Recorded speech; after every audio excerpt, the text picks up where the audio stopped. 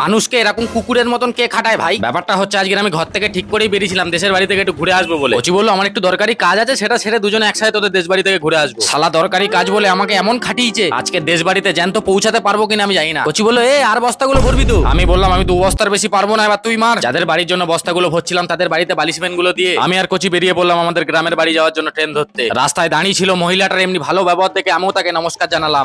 আমার জামা প্যান্টের এমনি অবস্থা হতো না যদি না আমি হারামজাদার সাথে বস্তা ভরা কাজ করতাম। এবারে এই হাউলতে ট্রেনে উঠলে গরিব ভিখারি ভেবে ট্রেন থেকে বান্না করে দেয়। আমি আবার পেয়ারা না খেলে ট্রেনে যাতায়াত ভালো করতে পারি না। ট্রেন থেকে নেমে মোটর ভ্যানেও আবার অনেকক্ষণ যেতে হবে। মোটর ভ্যান থেকে এমন করে লাভলাম যেন মোটর ভ্যান চালিয়ে এসে আমি দেশ বাড়িতে মারপিট করতে এসেছি। আমি কচিকে বললাম পাশের খালটা দেখছি সেখানে আগে নৌকা চলতো। কচি বললো কই আমরা তাহলে নৌকা এলাম না তো? আমি বললাম এখানে এখন এরোপ্লেন বড় বড় জাহাজ চলে, তাই গোপনে গোপনে কাদায় পা ঢুকিয়ে ঢুকিয়ে চুপচাপ আমি আমার দেশ বাড়িতে ঢুকে পড়লাম। তোমাদেরকে আমার গ্রামের একটা প্রোডাক্ট দেখাই দাঁড়াও। এর নাম হলো জিতের ভাই। কারণ আবার কি, ওর দাদার নাম জিত বলে ও জিতের ভাই।